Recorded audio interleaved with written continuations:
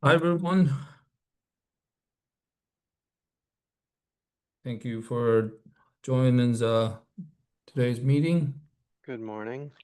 Good morning, Morning. everybody. Yeah, morning. Um, so we're getting closer to the Global Summit, and um, thank you, Jeff, that I saw your submitted another sessions for the white paper. Yep. Um, so I I think we still have a couple people's not submitted anything. Not shouldn't say anything. It's just not submitted the sessions yet. So I'll go poke again to see the status. But it's getting closer to our original submission timeline. So um, for um,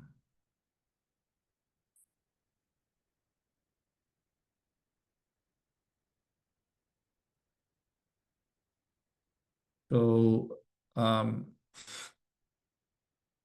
think we should work on it more. However, it's a little bit hard uh, for me to put more times in at it right reasonably because due to the working situation. Uh, but Bobby, yes. can you remind us of the timeline and when does the final document have to be ready? Oh yeah. So for the white paper, please submit it. If possible, at the end of August, so the editor committee would have, a month or a little bit more than a month to working on it. Um, and and our goal is try to complete it before the global summit, so we can announce that. That would be great. Yeah. And the Global Summit, is that the first week of October or? No, it's actually the second week of the October. It's October. I think it's the 9th. Uh, yeah. Thanks, Bijan. Global Summit, actually 13 through 16th, Yeah, yeah. 30 to 16. So it's actually the third week. yeah, two and a half weeks. 3 weeks. Yeah. Um, so still have a little bit more time to working on it. Um, and um, in the and I think I still have some space for a presenting slot. So since the um, since people it's already reached out to me, but I still have some of the slot open. So I'm gonna try to reach out to people outside of the group to uh, to to invite them, giving some thoughts about this topic. But if you or your company is still interested in talking or giving a talk, please let me know. And it's easy. Just send me the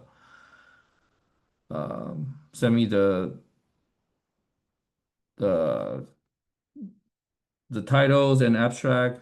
Just let me know first, reserve the spot, and send me the title and abstract. I'll put you in.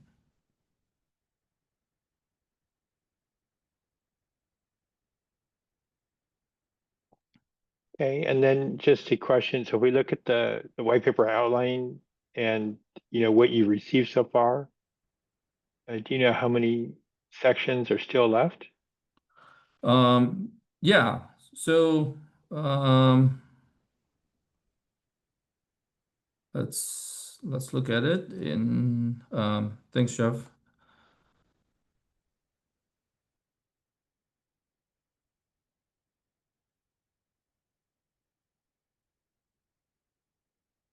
Share screen here.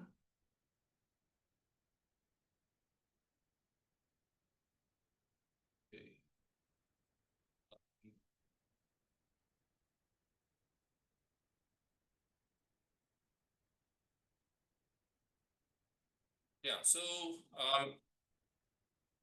we have I think we have the Tamal has uh submit his work. So we're in a good shape at the session one part. And I think Jeff, you have the reliability being covered.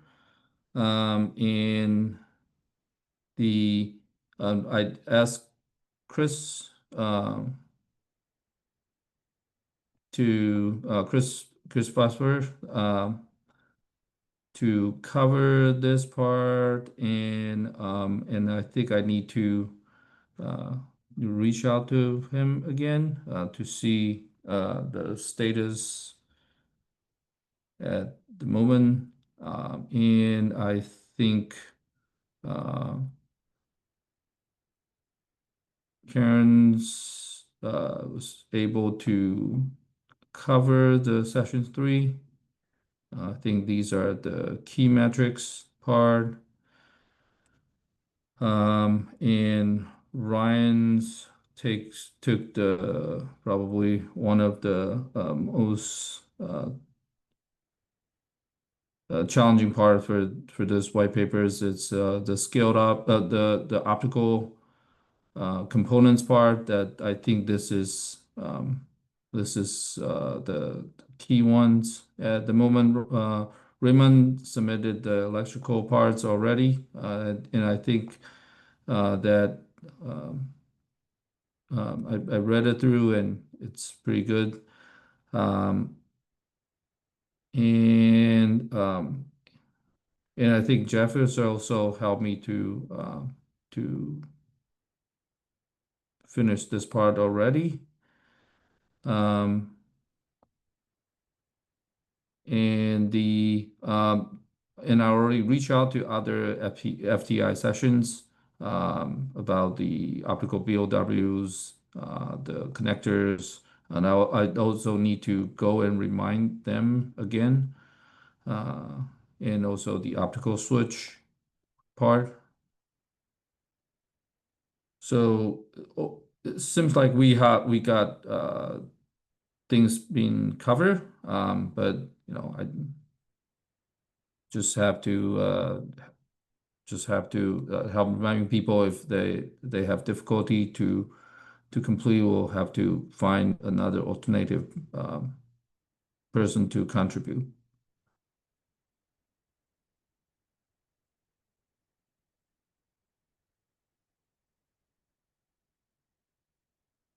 So we last week we were talking about like changing the sessions a little bit different formats in a different way, and I spent some time thinking through the the optical interface part, which is the part that we had some we don't have a good way to organizing the sessions to make a good storytelling. So I put down a little bit more in here, but I so far I still feel this is probably not the best way to introduce the different optical interface, um, because uh, the it seems like all these different speeds or different using cases, especially the uh, the people who chasing the really high speed and also maybe like slow and wide and slow very wide are limited by different modulator, but they all have different key metrics. Um, so um, so I'm still looking for a way how to consistently uh, introducing different technology and in and addressing using it with the different metrics. So Michael last week he bring out the idea about going back to this DARPA chart, how to and people's already knew it very well, and leveraging this chart to tell the story. Um, and I'm open up with any suggestions like uh, how to cover this part because it seems like everything's are tangling together, and if you um, and it's a combination of the trade-off, right? And it's all based on, of course, the the metrics, for people uh, who is how do they weight different metrics in here to determine the ultimate solutions that they want to pick. And our goal to go for this white paper is helping people uh, to decide and finally suggest technology for OCP in the future. So I don't know. I would like to hear everyone's opinions about how we can organizing this session. Yeah, I mean, the way I look at this section, it's more higher level. So if like one of our friends at Light Counting or um just it's more of an overview. Yeah, what are the what's the solution space out there? And sort of just get a good survey of that.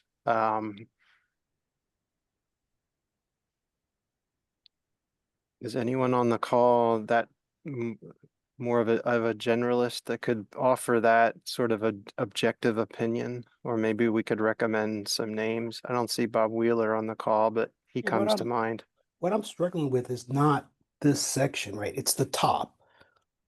This section, in my mind, feeds back to, what's the architecture that these different technologies and solutions are being applied to, right? So it's not really standalone, right? Yeah. No, but I So, think, yeah, just let's focus on this section at the moment though.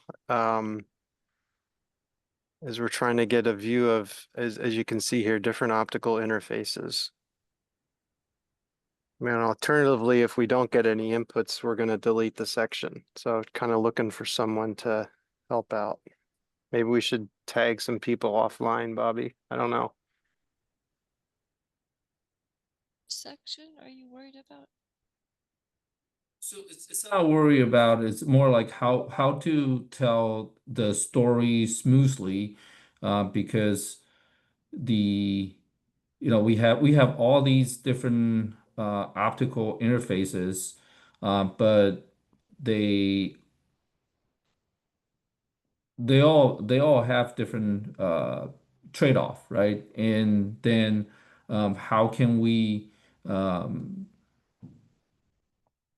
we introducing them in a systematical way that that can provide a thought process for the trade-off, so we can suggest a OCP uh, in how the other team could go through the selection and the suggest OCP to work in the future. well, as I said at the outset, if I had a picture that this is what these things are going to go into, then you can go through each one and say and discuss its pros and cons. And maybe it's not just one, right? If you're saying there are trade-offs and different ones would be solutions for different, That's know, right. Right. So maybe we need, I don't know, 3 examples that are very different from each other to contrast or something. 3 use cases that are very different, maybe. Reuse this case. So when we determine the use case, we are focusing ourselves in the scale up in here, and then there's usually I think when I read through several papers about the scale up, um, the um, one is we can use the um, I think the UA link has its own implementation, rough architectures, and I can find it out and put it in here. Another one, which is I think more straightforward, is probably the SUE, because the pictures they have is very straightforward. So that could be another use cases, but how to convert that into a different optical part, that would be quite interesting. And then the third one is probably the Huawei's Cloud Max or Cloud Matrix 384 or something, that they have like a two-tier scaled up network, and with some reductions ratios on top, and that could potentially be the third, but a more different use cases in here. But do you think that would be a good idea? We using these scaled up network building? Yeah, and Uh, even I'm not sure it's UAL or SUE.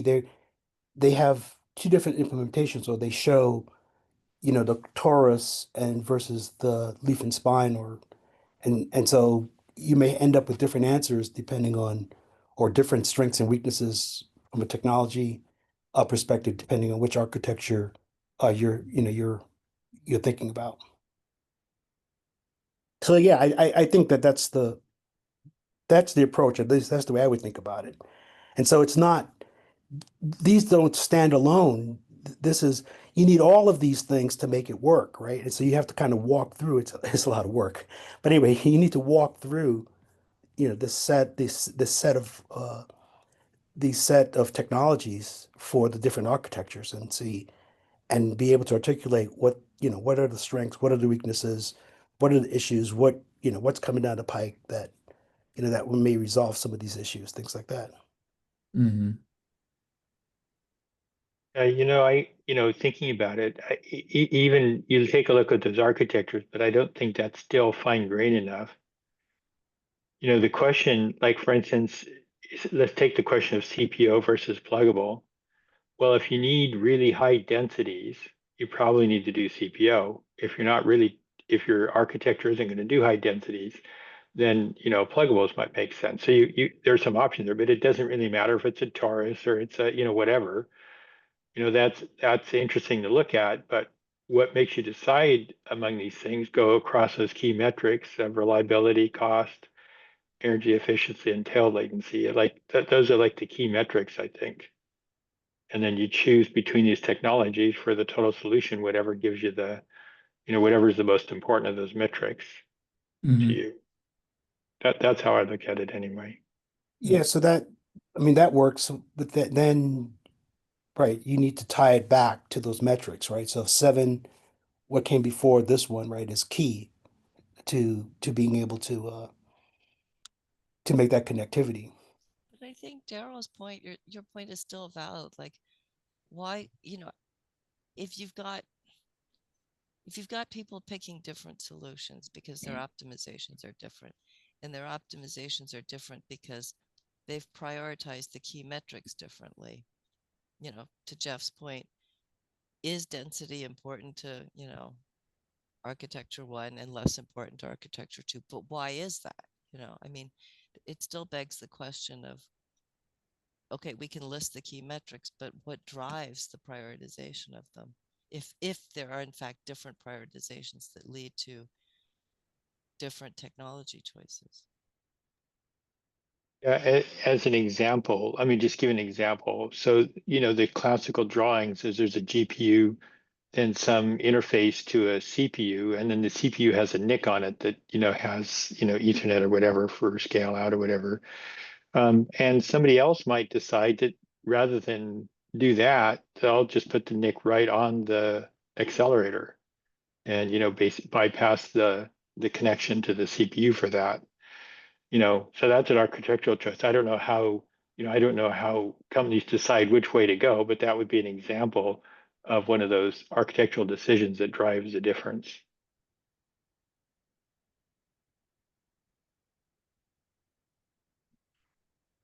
So, Jeff, I have a questions for you. So, when going through all of these things all together, I sort of feeling that in many in maybe these kind of um, different form factors, there's might be some good solutions, and especially maybe the pluggable one could be still the most favorite one in terms of the pluggable. And I think the EI that you lead in the OIF was high densities, 64 pairs of diff is making sense, and especially that could be something that um, works for next 3 to 5 years. How how do you bring how did you bring that things up to in becomes like everybody agreed and working on it? Well, so I wasn't the initiator of it, but maybe Karen could speak more to that than I could. I don't know, Karen, did you want to say something about that?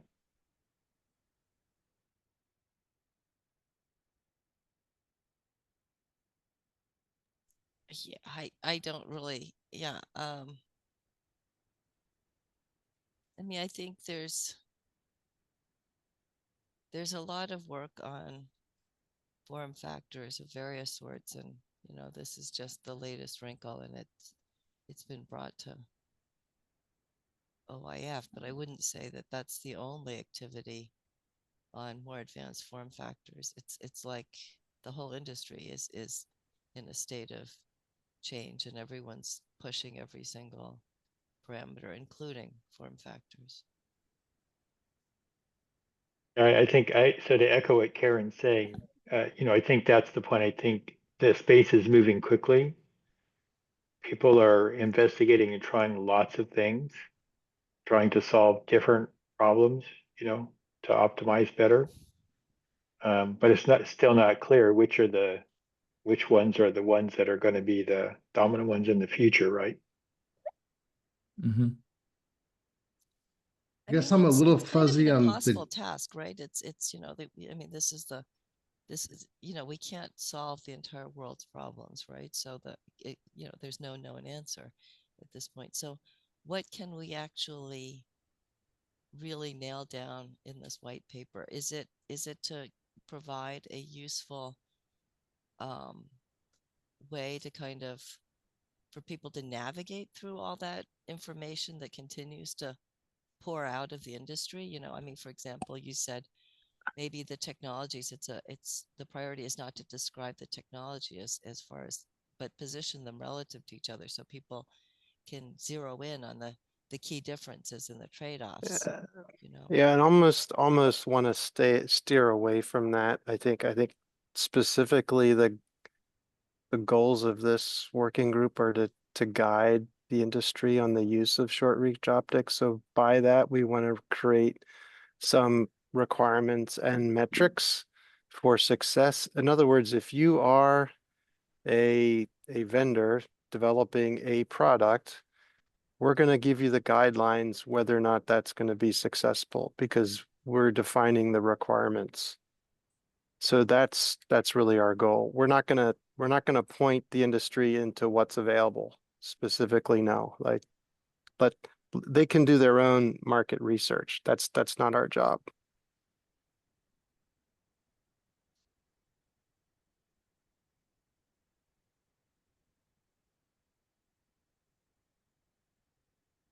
But then, Ron, I guess maybe I'm being flippant.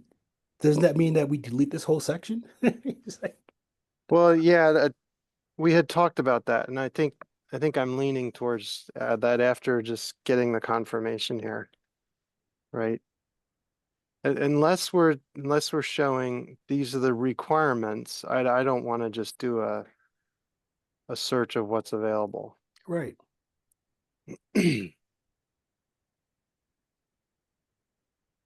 I guess as in 2 minutes left, how do we feel as a group? Should we delete this?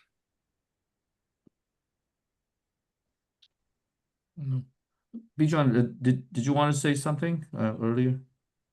Oh, I mean, Karen kind of said it. I was just curious, like, what's the goal? Like, what's the, first principle here? Like, what are we trying to achieve? Are we trying to educate the reader as far as all the possible branches on the tree, or are we trying to be more specific?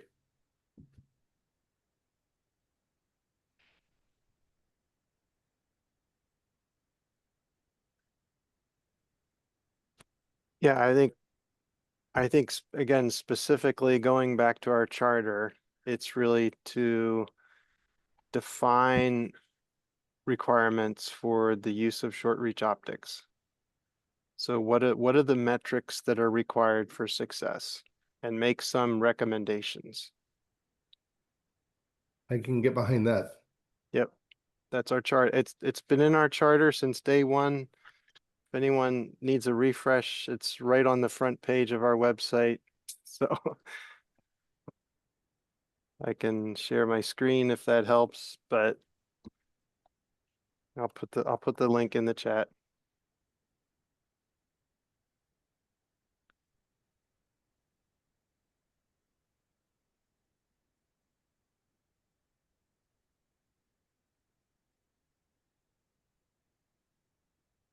So yeah, maybe we drop this one.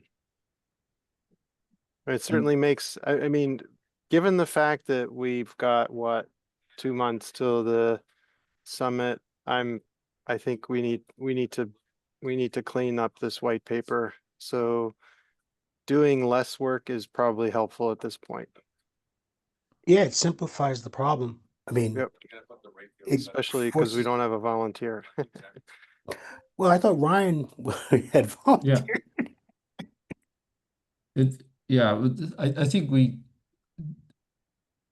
I think we still need to, even simplify the problem, but it still requires some I said that customers can do their own, or people can do their own market research. We're really here to tell them what the requirements are. That's what we got to focus on. We don't want to do what are the different choices? Now, I did write the first section, the electrical part of it. So in it, I didn't really put in a whole lot of detail, to be honest. It is a survey of, from the high level, what a scale-up network need and how the electrical look like, and how it may look like when optics become a necessity. Would that be enough for a high-level survey of just, hey, if you are building a scale-up network, you are going to see these things. And some of it is going to be electrical and may even be completely electrical, depending on the length and the data rate of choice. But then after certain point, optics become inevitable. And here is from a electrical guy's perspective, this is the multiple choice. You have your CPO, NPO, LPO, and then pluggable, whatever. I list them all out. But at the end of the day, we are not advocating particular topology or technology. It's still up to the company who is building the system to decide. Would that be enough? Without going into the fine details about what your optical interface require, do you want it retime or not, those kind of detail?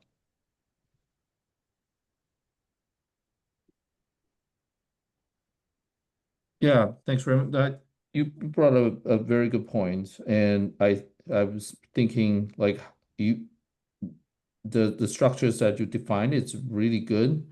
Um, and I'm thinking about how to that tied it back to um tie that into um, the the optical parts of that. Um, so I think I'm welcome to all the suggestions. Um,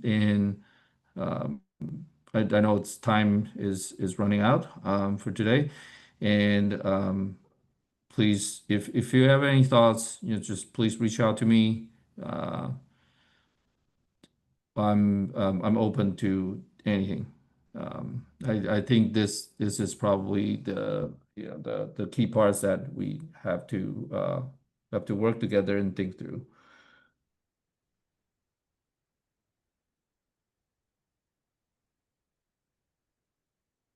All right. So I guess we'll end the meeting today. And thank you very much for joining. Please reach out to me. Don't hesitate to reach out to me if you have any thoughts. I'll see you next week. Thank you. Thanks.